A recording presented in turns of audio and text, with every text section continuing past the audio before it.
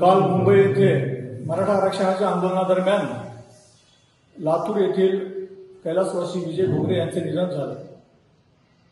परंतु हे का झालं? कारण सरकारनं हेतुपुरस्सर तिथं सुविधा पुरविल्या नाही। कलम 21च्या अनुषंगानं सरकारनं घटनेतील कलम 21च्या अनुषंगानं त्याची हानी केलेली आहे आणि म्हणून संभाजी ब्रिगेडच्या वतीनं आम्ही मानव अधिकाराकडे कंप्लेंट दाखल केलेली आहे। मायबाप सरकार म्हणून मायबाप सरकारची सर्वस्वी जबाबदारी असते की त्यांनी तात्काळरित्या हे सगळ्या सुविधा अधिवेशनाला जर आंदोलनाला परमिशन दिली तर सगळ्या सुविधा पुरवण्याची त्यांची जबाबदारी आहे। आरोग्य असेल, त्यांचं इतर काही सुविधा असतील त्या सर्व सुविधा पुरवण्याची जबाबदारी सरकारची आहे। परंतु सरकारने हेतुपुरस्सर हे केलेलं आहे आणि म्हणून जीवनाचा अधिकार, मानवी मूल्यांसह जगण्याचा अधिकार आणि राज्याचे जीवन रक्षणाची जबाबदारी हे सगळं काही असताना सरकार या अपयशी ठरलेला आहे।